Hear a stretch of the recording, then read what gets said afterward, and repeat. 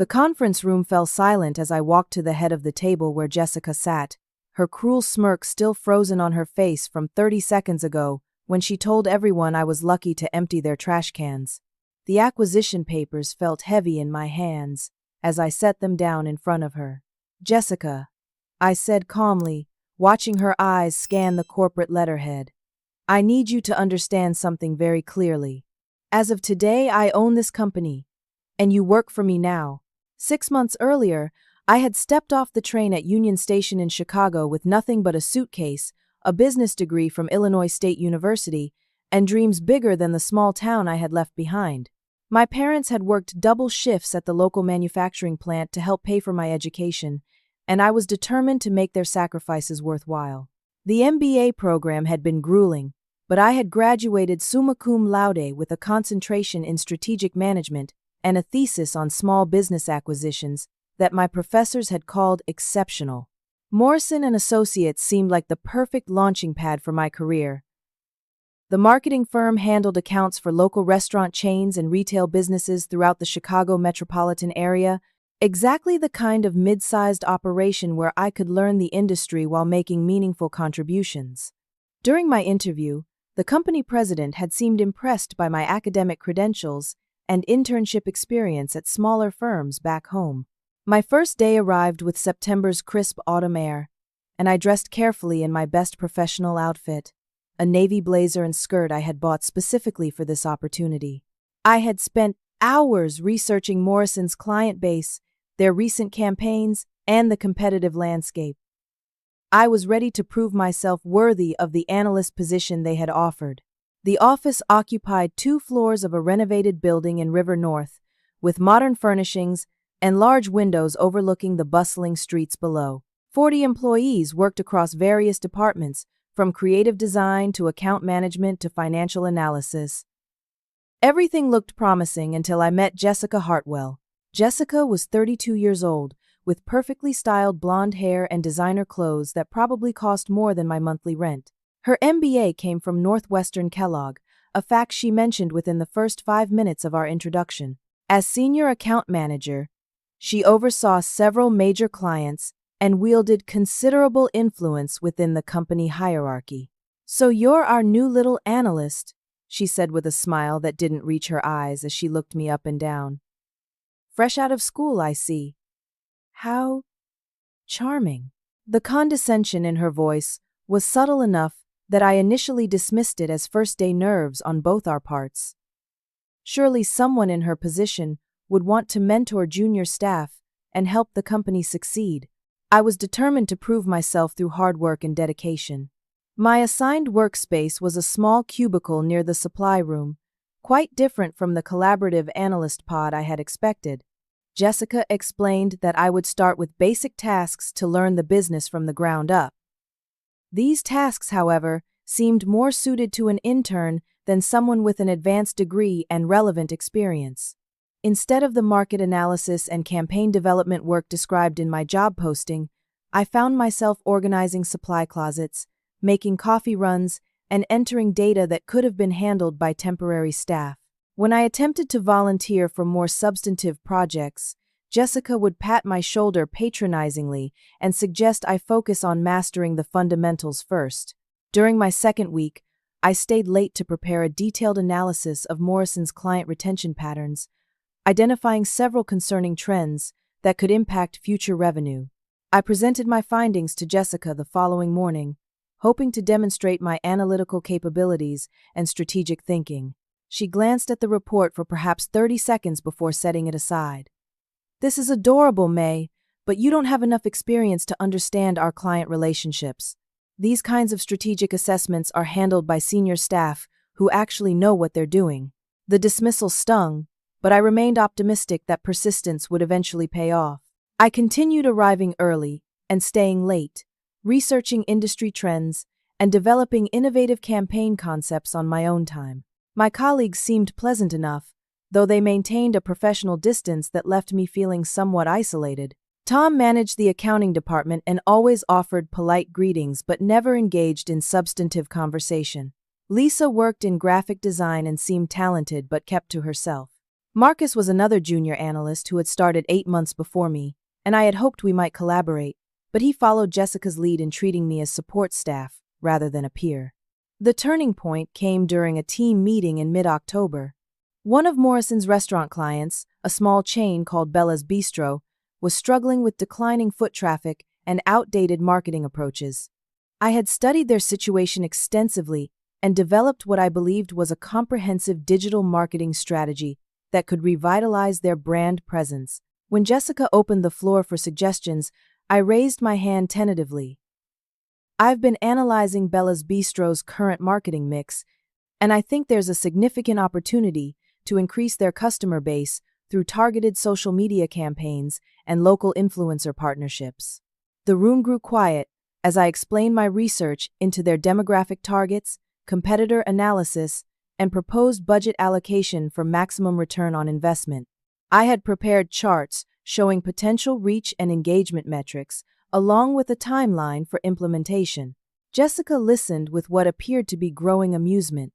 When I finished, she actually laughed out loud, a sound that made my cheeks burn with embarrassment. "Oh, May, that's just adorably naive," she said, shaking her head as if I were a child who had suggested something impossibly silly. "You clearly don't understand how real business works. These clients need sophisticated strategies from people who actually know the market, not academic theories from someone who's never managed an actual account." She turned to address the rest of the room.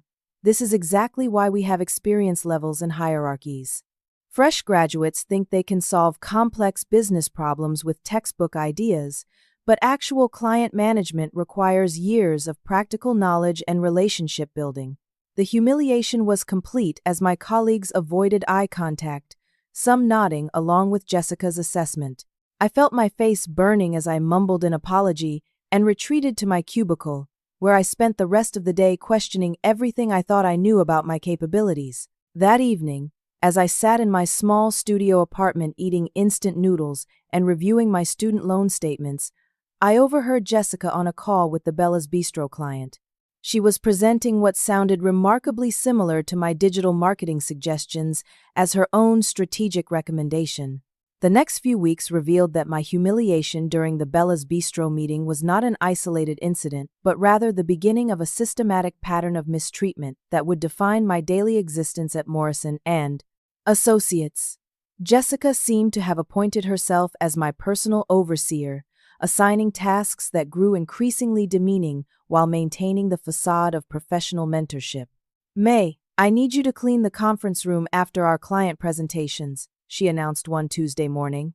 "It's important that you understand every aspect of business operations, including maintaining professional environments." She handed me a spray bottle and paper towels, as if this were a completely normal request for someone with an MBA.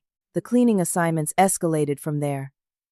I found myself organizing Jessica's personal files, alphabetizing her contacts, and even picking up her dry cleaning during my lunch breaks. When I questioned whether these tasks were related to my job description, Jessica would explain that I was learning business operations from every angle and that successful executives understand all aspects of company functioning. The intellectual theft that had begun with Bella's Bistro became a regular occurrence. I would spend evenings and weekends developing comprehensive strategies for various clients, only to watch Jessica present my work as her own during team meetings. My detailed social media campaign for a local bakery chain became Jessica's innovative digital approach. My competitive analysis for a struggling retail client transformed into Jessica's market positioning strategy. Each time, Jessica would receive praise from the company president and other senior staff members, while I remained invisible in my cubicle, credited only with providing research support. The recognition that should have launched my career instead elevated Jessica's already prominent position within the company hierarchy. The public mockery evolved from occasional comments to a constant stream of belittling remarks delivered with surgical precision in front of colleagues and clients. Jessica began calling me our little helper during presentations, introducing me to clients as someone who was still learning the basics of professional marketing. She would make pointed references to my state school education compared to her Northwestern pedigree, suggesting that I didn't quite understand the level we operate at here. Personal attacks became increasingly frequent and cutting. Jessica would comment on my clothing, noting that my outfits were obviously from discount stores and suggesting that I might want to invest in a professional wardrobe if I wanted to be taken seriously. She critiqued my used Honda Civic when we arrived at the office parking garage at the same time, wondering aloud how I managed to afford even that on an entry-level salary. During one particularly painful episode, Jessica organized a team happy hour at an upscale downtown restaurant and made a point of telling everyone about the invitation while I was within earshot. When I approached to confirm the details, she looked genuinely surprised and said, "Oh, May, I think this might be a bit too expensive for your budget. Plus, we'll be discussing strategic initiatives that are probably above your current level." The isolation tactics were perhaps the most psychologically damaging aspect of Jessica's campaign. She ensured that I was excluded from client lunches where real business discussions occurred, important meetings where decisions were made, and informal networking opportunities that could advance my career. She would schedule critical planning sessions while I was assigned to tasks in other parts of the building, then express surprise that I wasn't up to speed on current initiatives. Despite the mounting hostility, I maintained my commitment to excellence and professional growth. I continued arriving at the office an hour early to research industry trends and prepare strategic analyses that might prove my value. I stayed late to complete projects with the kind of attention to detail that had earned me academic recognition. My apartment became a second office where I developed campaign concepts and studied successful marketing strategies. The emotional toll was substantial. Phone calls with my parents became exercises in creative fiction as I described a professional experience that bore no resemblance to my daily reality. My mother would ask excitedly about my projects and colleagues, and I would manufacture stories about interesting assignments and supportive mentorship, unable to admit that their sacrifices had led to such disappointment. It was during one of my late-night organizational sessions in Jessica's office that I first noticed the financial documents that would change everything. While filing client contracts, I couldn't help but notice unpaid invoices scattered across her desk, marked with increasingly urgent language from vendors demanding payment. A partially open folder revealed correspondence with the bank regarding extended payment terms and cash flow concerns. Over the following weeks, my access to company files, as part of my administrative duties, provided glimpses into Morrison's precarious financial situation. I overheard hushed phone conversations about client retention problems and revenue shortfalls. The company president seemed increasingly stressed during all staff meetings, and several employees had quietly left for other opportunities without replacement hires being announced. Most significantly, while organizing filing cabinets in the main office, I discovered a folder labeled Strategic Options that contained preliminary correspondence with potential acquisition partners. The name North Point Capital appeared repeatedly in these documents, along with discussions about operational improvements and management restructuring that would be necessary for any successful purchase. The discovery of Morrison's vulnerability coincided with a particularly brutal week of psychological warfare from Jessica. She had begun timing my bathroom breaks with theatrical glances at her watch, criticizing my lunch choices as unprofessional for our office environment, and questioning my work ethic during conversations with other staff members. "I'm concerned about May's commitment to professional excellence," she told Tom from accounting while I was within earshot, organizing files just outside her office. "She seems to struggle with basic time management and appropriate workplace behavior. I worry about her long-term fit with our company culture." The combination of personal humiliation and professional stagnation was becoming unbearable, but the financial documents had planted a seed of possibility in my mind. My undergraduate thesis on small business acquisitions suddenly seemed highly relevant to my current situation. If Morrison & Associates was actively seeking buyers, perhaps there were opportunities for someone with inside knowledge and strategic thinking to play a more significant role in the company's future. That evening, I pulled out my old academic research and began developing a comprehensive analysis of Morrison's market position, operational challenges, and potential for improvement under new management. For the first time since joining the company, I felt like I was using my actual skills and education to solve meaningful business problems. November brought a noticeable escalation in Jessica's psychological campaign against me, as if she sensed that her previous tactics weren't achieving the desired result of driving me away from the company. The creative cruelty reached new heights of sophistication, designed to undermine every aspect of my professional confidence while maintaining plausible deniability about her intentions. She instituted what she called professional development monitoring, which involved tracking my activities with obsessive detail. Jessica would note the exact time I arrived each morning and compare it to my scheduled start time, despite the fact that I consistently arrived 30 minutes early.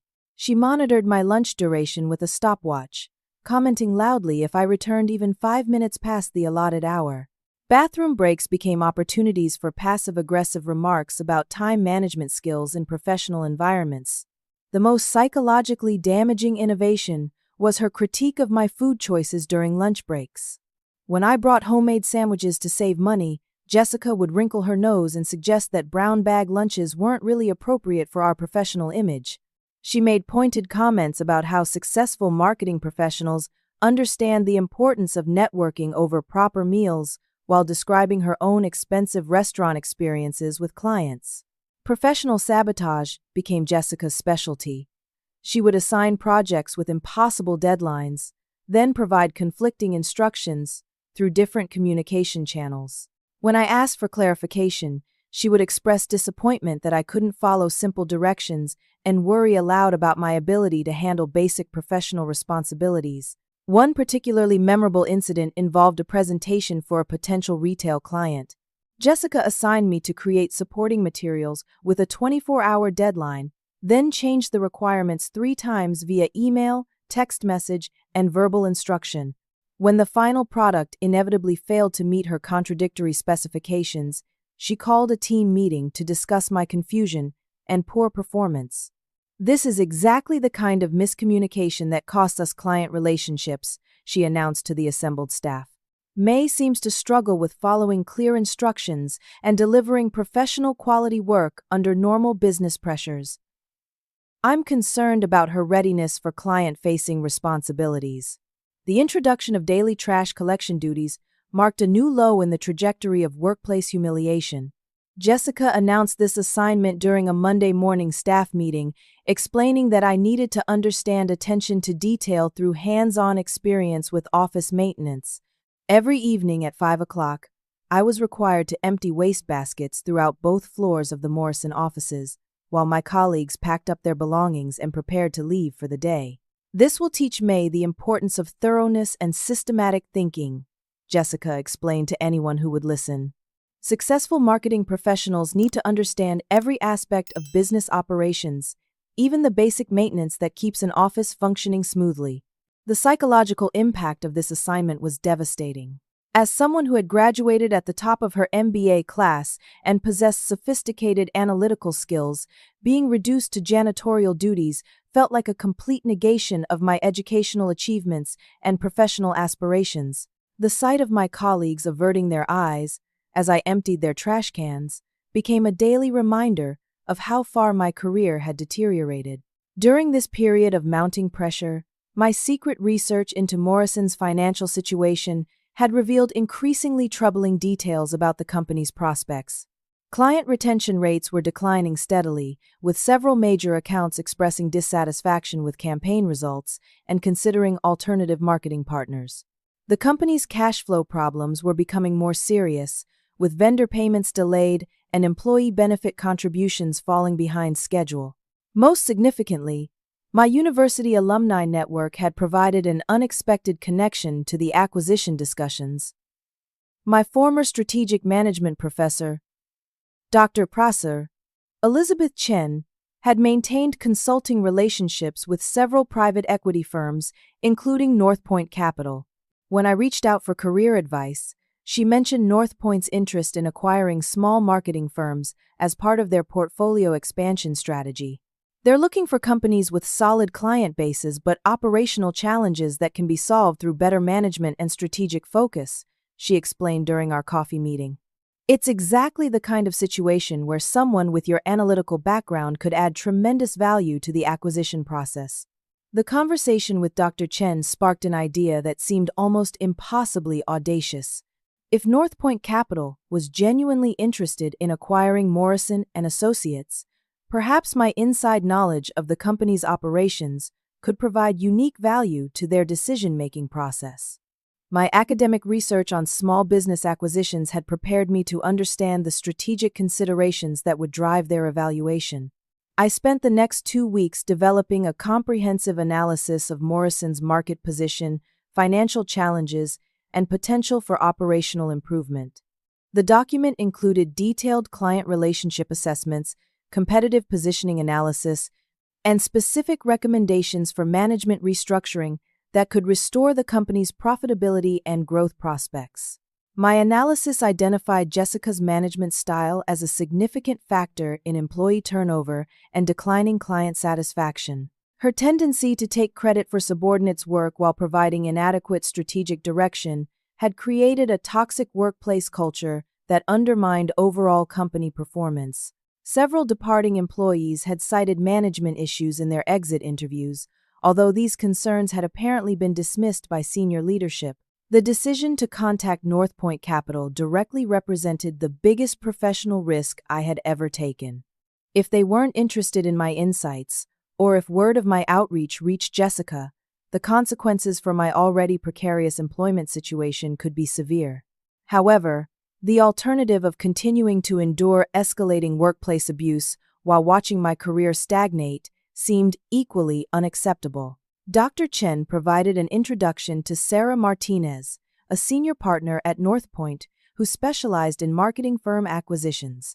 Our initial phone conversation lasted 2 hours, during which I presented my analysis of Morrison's situation and the strategic opportunities that could emerge from new ownership and management.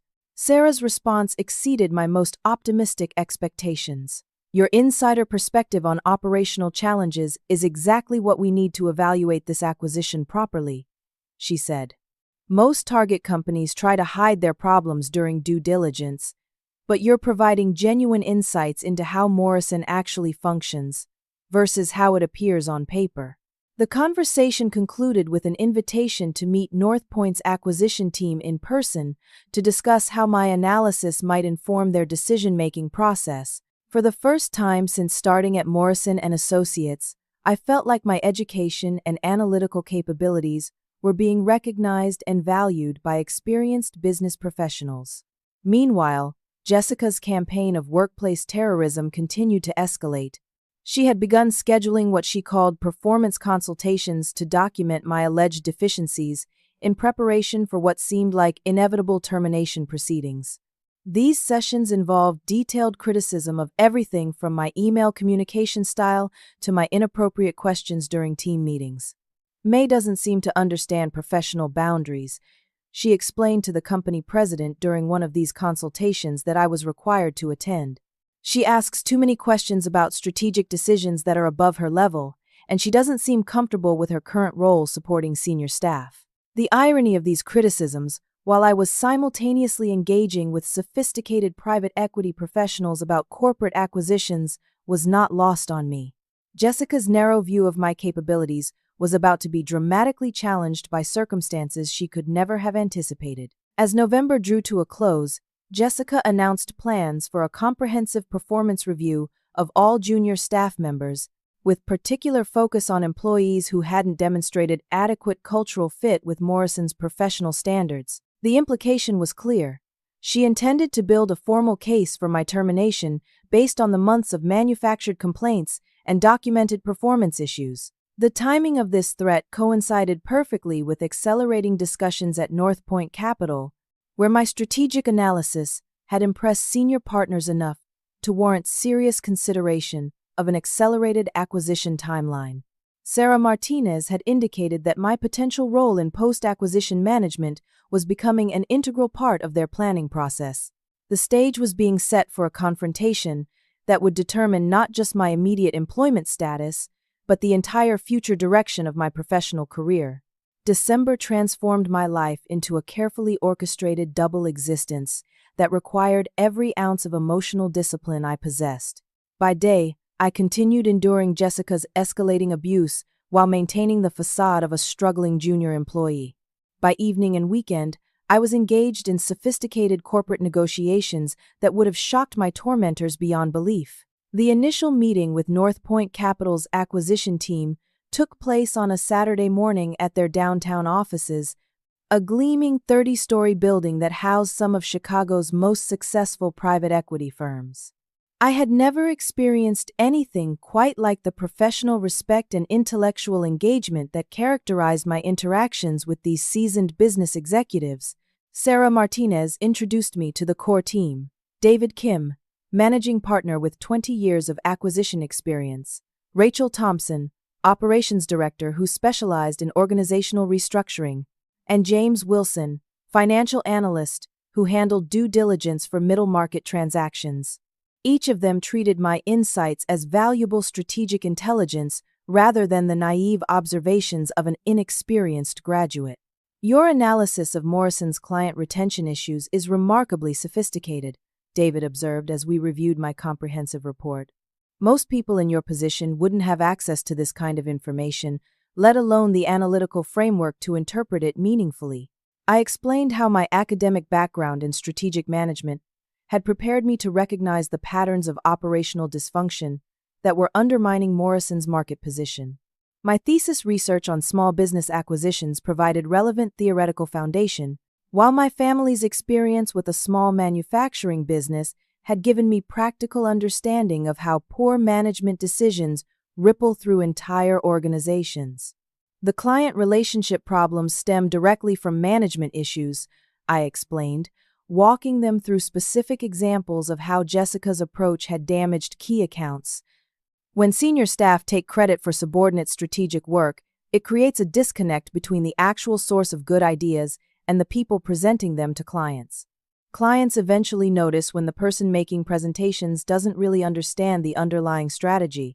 Rachel was particularly interested in my observations about employee morale and turnover. You're describing a classic case of toxic leadership destroying organizational effectiveness, she said. We see this pattern frequently in acquisition targets. The question is whether the operational problems can be solved through management changes or if they've damaged the business irreversibly. This question led to the most important conversation of my professional life. I had prepared detailed recommendations for post-acquisition restructuring that could restore Morrison's profitability and growth potential. My proposals included specific changes to account management processes, employee development programs, and client relationship strategies that addressed the root causes of current problems. These recommendations demonstrate remarkable strategic thinking, James noted, as he reviewed my restructuring plan.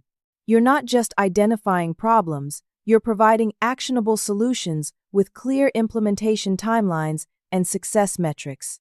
The discussion gradually evolved from my role as an information source to my potential involvement in post-acquisition management. Sarah asked whether I would be interested in a more senior position under new ownership, one that would utilize my strategic capabilities and inside knowledge of company operations. We believe Morrison could be highly successful under proper leadership, David explained. Your combination of analytical skills, operational knowledge, and strategic vision makes you an ideal candidate to lead that transformation. The formal offer they presented exceeded my wildest expectations. They proposed hiring me as Chief Operating Officer, reporting directly to David as Managing Partner, with authority over all personnel decisions and operational restructuring. The salary was more than triple my current compensation, with performance bonuses tied to specific improvement metrics over the first 2 years. More importantly, they wanted me to be actively involved in the acquisition negotiations, using my inside knowledge to help structure the deal and develop implementation plans. My recommendations would guide their personnel decisions, operational changes, and client relationship strategies from day one of new ownership. We need someone who understands both the problems and the solutions, Rachel explained. You've identified exactly what needs to change, and you have the analytical background to execute those changes effectively. The legal and financial aspects of the acquisition moved with surprising speed once Northpoint decided to proceed. Their attorneys prepared purchase agreements while their financial team conducted accelerated due diligence based on information I provided about Morrison's actual situation versus their public representations. My role in this process required careful coordination to avoid detection by Morrison's current management. I provided strategic insights during evening meetings and weekend sessions, while maintaining absolute secrecy about these activities during regular business hours. The contrast between my treatment at these professional gatherings and my daily humiliation at Morrison was psychologically jarring but also deeply motivating. Northpoint's partnership agreement included specific provisions for my post-acquisition authority, including the right to restructure personnel and operations as necessary to achieve targeted performance improvements. We developed detailed plans for addressing client relationship problems, implementing fair evaluation systems, and creating workplace policies that would prevent the kind of abuse I had experienced. Your situation demonstrates exactly why Morrison's current management structure is unsustainable, Sarah observed during one planning session. An organization that wastes talent this badly can't compete effectively in today's market. The financial terms of my new position included not just salary improvements but also equity participation in Morrison's future success under Northpoint ownership. They structured my compensation package to align my personal interests with the company's long-term performance, giving me genuine ownership stake in the transformation we were planning. As the acquisition timeline accelerated, Northpoint's confidence in my strategic recommendations grew stronger. They incorporated my operational analysis into their investment thesis and used my restructuring plans as the foundation for their post-acquisition strategy. My academic credentials and proven analytical capabilities had convinced them that I could successfully lead Morrison's transformation. The most satisfying aspect of these negotiations was the genuine respect and professional recognition I received from experienced business leaders. After months of psychological abuse designed to convince me that I lacked basic professional competencies, these interactions restored my confidence in my own capabilities and strategic judgment. Meanwhile, my daily existence at Morrison continued along its degrading trajectory. Jessica's performance review preparations had become increasingly elaborate, with documented criticism of everything from my workspace organization to my participation level in team meetings. She seemed determined to create an overwhelming case for my immediate termination. May's attitude problems are becoming more apparent. She told Tom and Marcus during a conversation in the break room that I was clearly intended to overhear. She doesn't seem grateful for the learning opportunities we've provided, and she keeps asking questions that suggest she thinks she knows better than senior staff. The irony of these comments, while I was simultaneously designing comprehensive solutions to Morrison's strategic challenges, was almost amusing. Jessica's assessment of my capabilities was about to be revealed as spectacularly incorrect, but the timing of that revelation needed to be precisely coordinated with Northpoint's acquisition completion. By mid-December, the legal documentation was complete, and Northpoint had secured financing for the Morrison acquisition.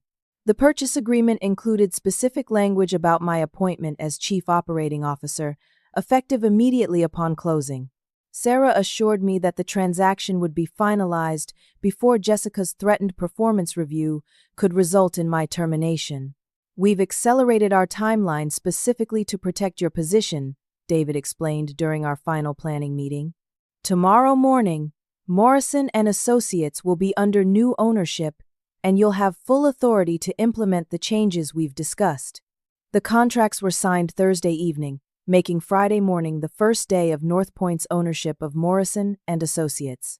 My first official act as Chief Operating Officer would be to address the company-wide meeting that Jessica had scheduled to publicly humiliate me as a prelude to my termination. The anticipation of that confrontation filled me with a combination of nervousness and exhilaration. After months of psychological warfare, I would finally have the opportunity to reveal the full extent of Jessica's miscalculation about my capabilities and potential. Friday morning arrived with a crisp December chill that seemed to mirror the cold anticipation building in my chest. Jessica had scheduled the all-staff meeting for 9:30, allowing her maximum audience for what she clearly intended to be my final humiliation before termination. She had spent the previous week building anticipation for this moment, dropping hints about addressing workplace standards and ensuring cultural fit that left no doubt about her target. The conference room filled with all 40 Morrison employees, their faces reflecting varying degrees of discomfort and curiosity about the proceedings. Tom from accounting sat near the front, methodically organizing papers while avoiding eye contact with anyone. Lisa from graphics design had chosen a seat near the back, her expression suggesting she wished she could disappear entirely. Marcus occupied his usual spot in the middle, still following Jessica's lead in maintaining professional distance from me. Company President Robert Morrison had arranged to attend via video conference from his vacation home in Florida, his pixelated image displayed on the large screen at the front of the room. His presence added an official weight to the proceedings that made Jessica's confidence even more apparent. She had dressed for maximum impact in a sharp black suit that probably cost more than my monthly salary, her jewelry catching the morning light streaming through the floor-to-ceiling windows. 2 representatives from a potential new client had also been invited to observe the meeting before their separate presentations scheduled for later that morning. Jessica had explained their presence as an opportunity to demonstrate our professional standards and commitment to excellence. The irony of this explanation, given her actual intentions, would become apparent shortly. Jessica began with general remarks about maintaining Morrison's reputation for professional excellence and ensuring that all team members understood their roles in supporting the company's continued success. Her tone was measured and authoritative, designed to establish her credibility before delivering her primary message. This morning, I want to address some concerns that have been brought to my attention regarding workplace professionalism and performance standards, she announced, her gaze sweeping the room before settling on me with unmistakable intent. As senior management, we have a responsibility to ensure that every team member contributes positively to our collaborative environment. She launched into a detailed presentation about performance expectations and cultural alignment that served as thinly veiled preparation for personal attacks. Jessica displayed slides about productivity metrics, professional behavior standards, and the importance of knowing one's role within the organizational hierarchy. Some employees, she continued, clicking to a slide titled Professional Development Opportunities, seem to struggle with understanding their current position and the appropriate scope of their responsibilities. This can create confusion about decision-making authority and strategic input. The targeting became increasingly specific as Jessica described performance deficiencies that clearly referred to my situation. She questioned educational backgrounds that didn't include real-world business experience, suggested that some team members weren't suited for professional environments, and emphasized the importance of gratitude for learning opportunities. President Morrison nodded approvingly from his video connection, occasionally making supportive comments about maintaining company standards and ensuring proper cultural fit. His endorsement gave Jessica additional confidence to escalate her attack into purely personal territory. "Let me be specific about some concerning patterns I've observed," Jessica said, her voice taking on the tone of disappointed authority. She pulled up a slide titled Case Study, Professional Development Challenges, that contained thinly disguised references to my supposed shortcomings. "We have an employee who consistently questions strategic decisions made by senior staff, despite lacking the experience necessary to understand complex client relationships. This same employee has been provided with extensive learning opportunities, including hands-on experience with all aspects of business operations, but seems to view these opportunities as beneath her educational background." The room grew uncomfortably quiet as everyone realized they were witnessing a public execution disguised as professional development discussion. My colleagues shifted in their seats, some studying their phones while others stared at the table, unwilling to make eye contact with either Jessica or me. "Most concerning," Jessica continued, her voice rising with righteous indignation, "is the apparent lack of gratitude for the patient mentoring this employee has received.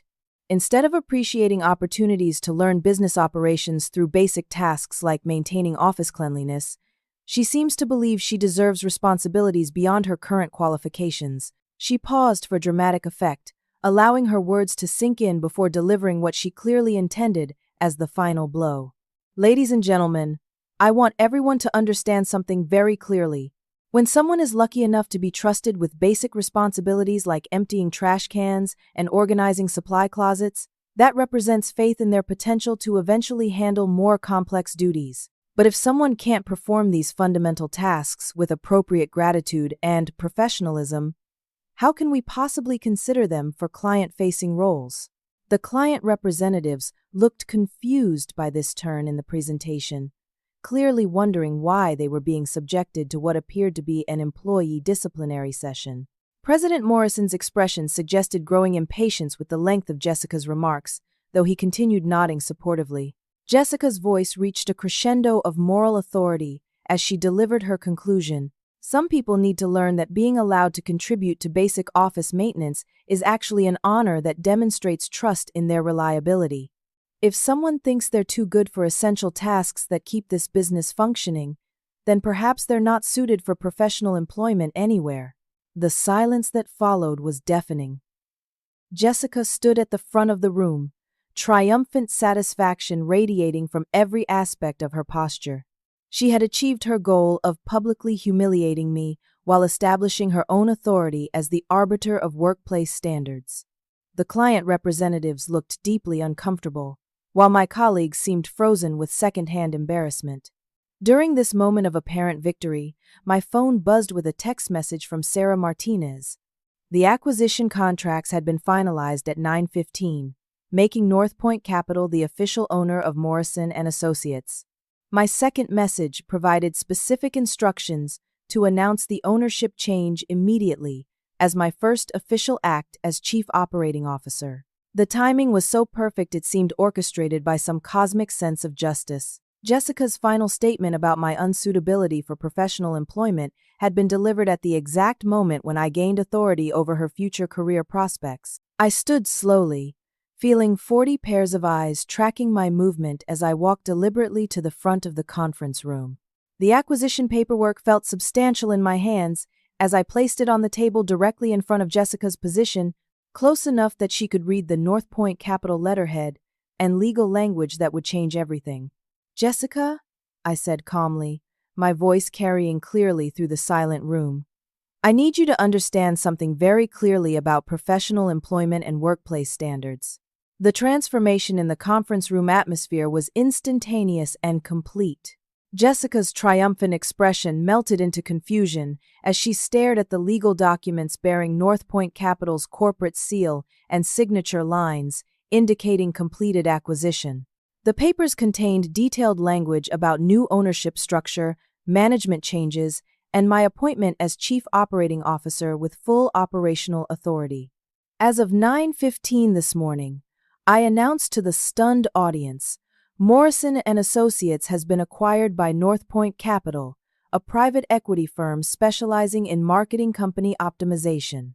Under the terms of this acquisition agreement, I have been appointed Chief Operating Officer with responsibility for all personnel decisions and operational restructuring. The silence stretched for several seconds as the implications of this announcement registered throughout the room. Tom's accounting spreadsheet fell from his hands as he stared in disbelief. Lisa's mouth opened in shock, while Marcus seemed to be having trouble processing what he had just heard. The client representatives looked at each other with raised eyebrows, clearly wondering whether they had stumbled into some elaborate corporate drama. President Morrison's video image showed him leaning forward, squinting at his screen as if he couldn't quite believe what he was seeing. His vacation in Florida had suddenly been interrupted by news that his company no longer belonged to him, and that his lowest-ranking employee was now in charge of operations. Jessica herself appeared to be experiencing a complete cognitive breakdown. The color drained from her face as she picked up the acquisition documents with trembling hands, her eyes scanning the legal language that confirmed her worst nightmare. Every cruel comment she had made about my professional capabilities was being systematically contradicted by the reality unfolding before her. "This is impossible," she whispered, though her voice carried clearly in the silent room. "How could you possibly? You're just an entry-level analyst who can barely handle basic office tasks." I had prepared extensively for this moment during my weeks of negotiation with North Point Capital, and my response reflected months of careful strategic planning rather than emotional reaction to her past abuse.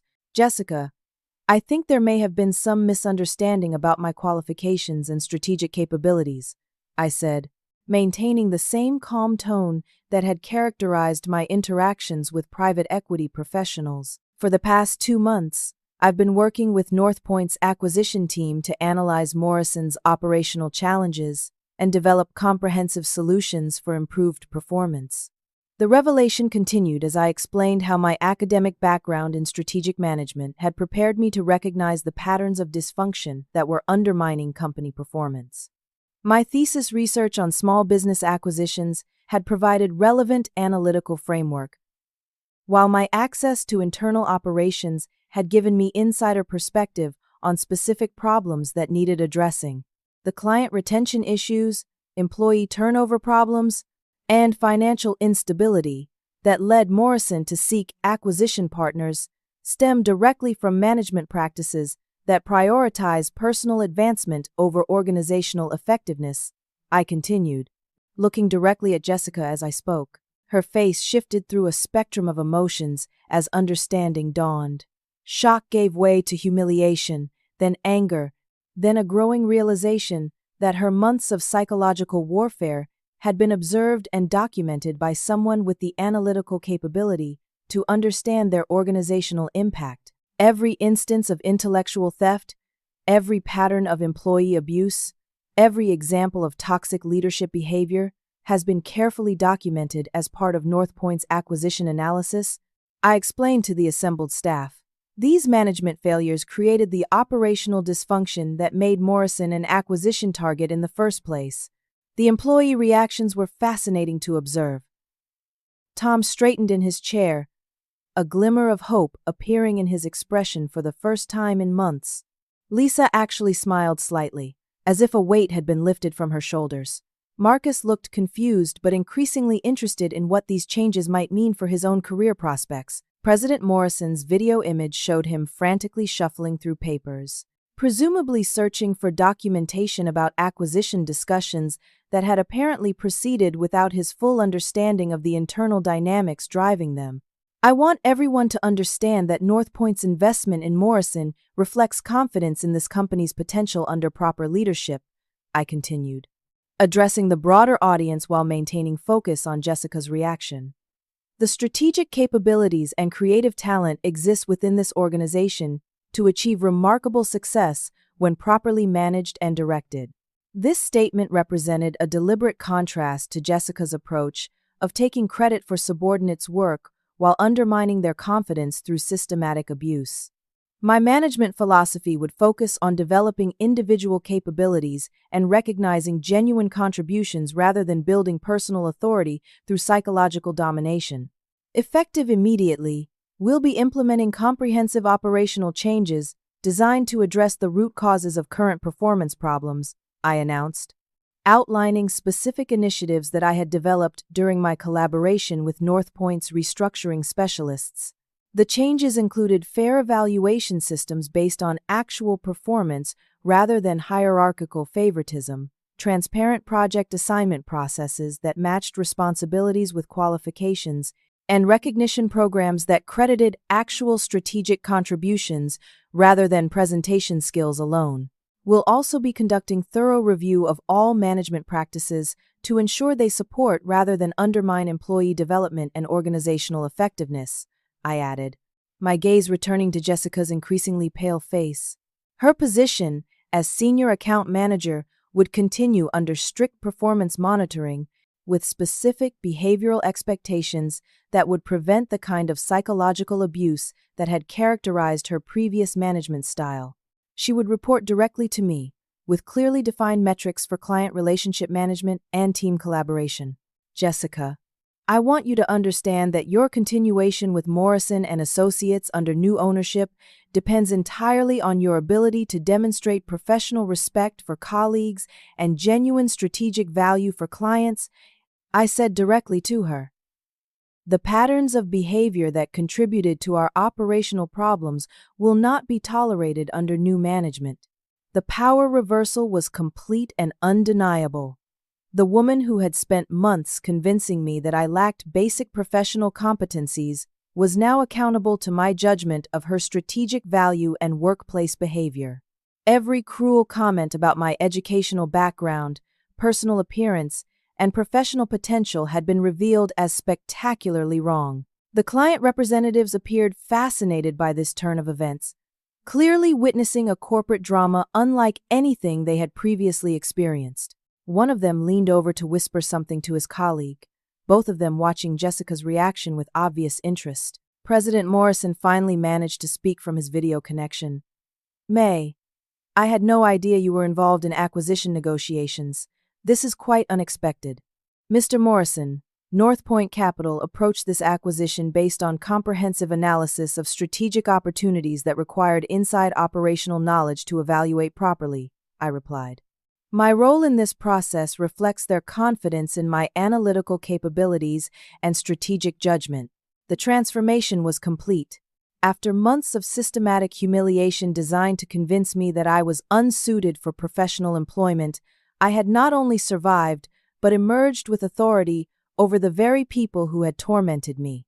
More importantly, I had done so through legitimate demonstration of strategic capabilities rather than personal revenge. Jessica remained frozen in her chair, still clutching the acquisition documents, as if hoping they might transform into something less damaging to her worldview. The realization that her victim possessed sophisticated business acumen and strategic connections beyond her imagination seemed to have short-circuited her capacity for response. The weeks following the acquisition announcement transformed Morrison and Associates from a workplace characterized by psychological warfare into a genuinely collaborative professional environment where talent was recognized and developed rather than exploited or suppressed. The changes I implemented reflected lessons learned from my own experience while drawing on strategic management principles that I had studied extensively but never had opportunity to apply in practice. Jessica's initial response to the power reversal combined defiance with desperate attempts to maintain some vestige of her former authority. During our first private meeting as supervisor and subordinate, she initially threatened legal action, claiming discrimination and hostile work environment, apparently forgetting that her own documented behavior provided overwhelming evidence of exactly those violations against me and other employees. "This is ridiculous," she said, her voice shaking with anger and disbelief. "You can't possibly be qualified to manage senior staff members. I have an MBA from Northwestern and 5 years of account management experience. You're just some small-town nobody who got lucky through connections." I had prepared for this reaction by reviewing documentation of her performance that revealed patterns of client dissatisfaction, employee complaints, and strategic failures that had directly contributed to Morrison's financial problems. Her prestigious educational credentials hadn't prevented her from damaging key client relationships through arrogance and poor strategic judgment. Jessica, Northpoint's decision to appoint me as Chief Operating Officer was based on demonstrated analytical capabilities and strategic insights that provided genuine value during their acquisition process, I replied calmly. "Your continuation with this company depends on your ability to contribute positively to our operational improvements and client relationship management." The conversation that followed established clear expectations for her behavior and performance under new management.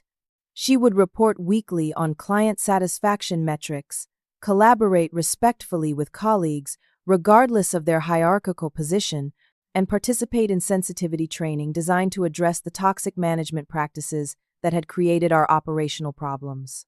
Over the following months, Jessica's transformation was remarkable to observe.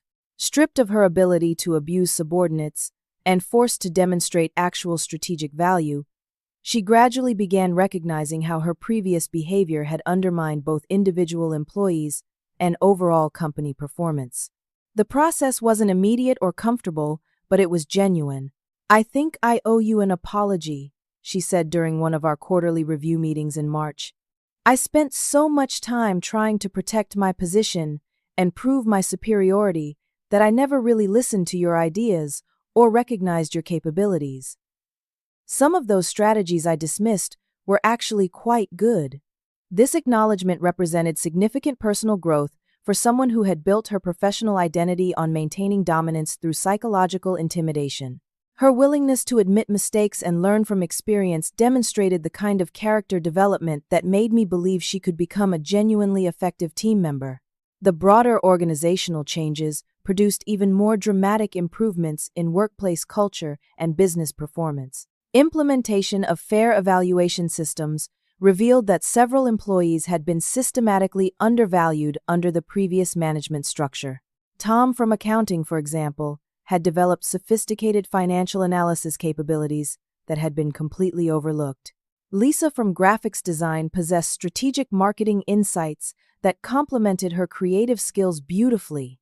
Marcus, my fellow junior analyst, emerged as a talented strategic thinker whose contributions had been suppressed by the hierarchical culture that Jessica had fostered. When given opportunities to develop comprehensive campaign strategies, he demonstrated creativity and analytical rigor that impressed both clients and colleagues. "I never realized how much I was holding myself back," he told me during one of our team planning sessions. "I stopped suggesting ideas because I got tired of being dismissed, but now I feel like my contributions actually matter." Client relationships improved dramatically as we addressed the underlying problems that had created satisfaction issues under previous management. When clients began working with employees who had actually developed strategic concepts rather than just presenting them, the quality of collaboration and results increased substantially. Bella's Bistro, the restaurant chain whose digital marketing strategy Jessica had stolen from me months earlier, became one of our most successful client partnerships under the new approach. Their owner specifically requested to work with me directly, having noticed the difference in strategic depth and creative thinking. "The quality of strategic thinking has improved dramatically since your ownership change," she observed. During a quarterly review meeting, "Whoever is developing these campaigns really understands our market challenges and customer base." Financial performance reflected these operational improvements within the first quarter after acquisition. Client retention rates increased to over 90%. New business development accelerated, and employee satisfaction surveys showed remarkable improvement in workplace culture and professional development opportunities. Northpoint Capital's confidence in my strategic judgment proved justified as Morrison exceeded all projected performance metrics for post-acquisition improvement. David Kim, the managing partner, regularly cited our transformation as a model for other acquisitions in their portfolio. "May, your analytical assessment of operational problems and strategic solutions has created exactly the kind of value creation we hope to achieve through this acquisition," he said during our 6-month review. "Your leadership approach demonstrates how proper talent management can unlock potential that previous owners never recognized." My personal growth during this period involved learning to balance justice with compassion in managing people who had previously treated me poorly. The power to retaliate against Jessica was certainly available, but using that power constructively to help her become a better professional served everyone's interests more effectively. The financial improvements in my own life were substantial but less important than the professional validation and growth opportunities. Paying off my student loans allowed me to call my parents with news about my success rather than continuing the fiction about my workplace experience. Moving to a larger apartment in a better neighborhood symbolized the dramatic change in my circumstances. "Honey, we're so proud of how you've handled this opportunity," my mother said during one of our weekly phone calls. "Your father keeps telling everyone at work about his daughter, the chief operating officer." Professional recognition within the broader marketing industry followed as word spread about Morrison's remarkable turnaround. I was invited to speak at conferences about organizational transformation and talent development, sharing insights about how companies could unlock potential that traditional hierarchical structures often suppress. The most meaningful aspect of my role became mentoring other employees who faced similar challenges to those I had experienced. Creating opportunities for talented people to contribute, regardless of their educational background or personal connections, became a central focus of my management philosophy. "I want everyone in this organization to understand that their ideas and strategic thinking are valued," I announced during one of our monthly all-staff meetings.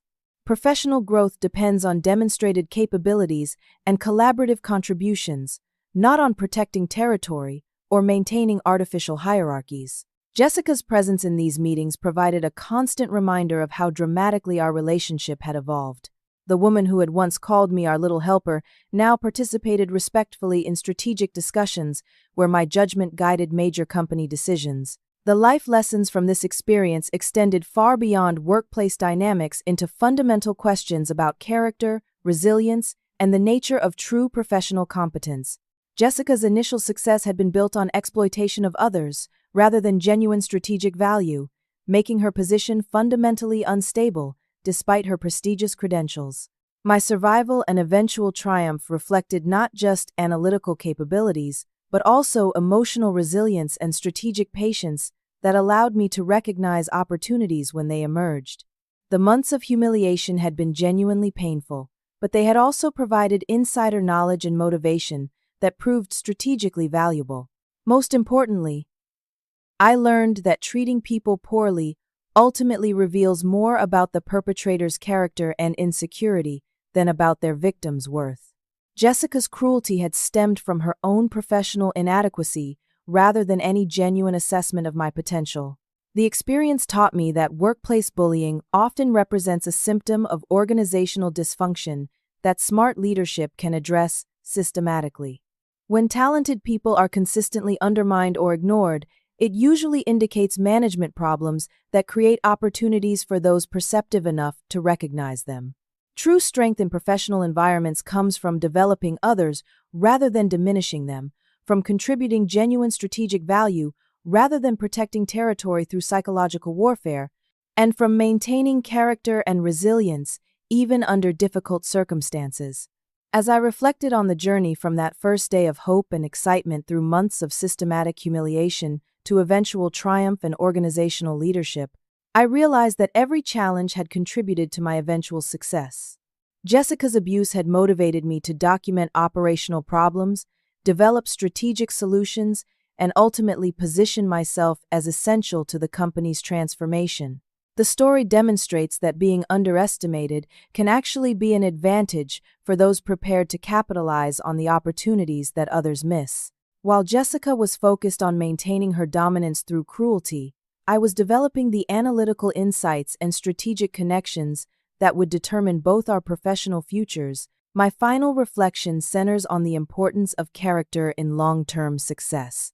Jessica's impressive credentials and initial workplace authority couldn't compensate for toxic leadership behavior that ultimately damaged the organization she claimed to serve. My academic preparation and analytical capabilities mattered less than my commitment to treating colleagues with respect and contributing genuine strategic value. The transformation of Morrison and Associates from a dysfunctional workplace into a thriving professional environment proves that character-driven leadership can unlock potential that hierarchical dominance only suppresses. When people are valued for their actual contributions rather than their position in artificial pecking orders, remarkable things become possible. Have you ever experienced workplace bullying or found yourself underestimated by colleagues who couldn't recognize your true potential? I'd love to hear your stories about overcoming professional challenges and proving that character ultimately determines success more than credentials or connections. Share your experiences in the comments below, and don't forget to like this video if my story resonated with your own journey. Please subscribe to hear more stories about overcoming adversity and finding strength through difficult circumstances, and share this video with anyone who might benefit from understanding that being underestimated can actually become a powerful advantage for those prepared to seize unexpected opportunities. Thank you for joining me on this journey of transformation and growth, and I hope my experience encourages you to never give up on your own potential, no matter how others might try to diminish it.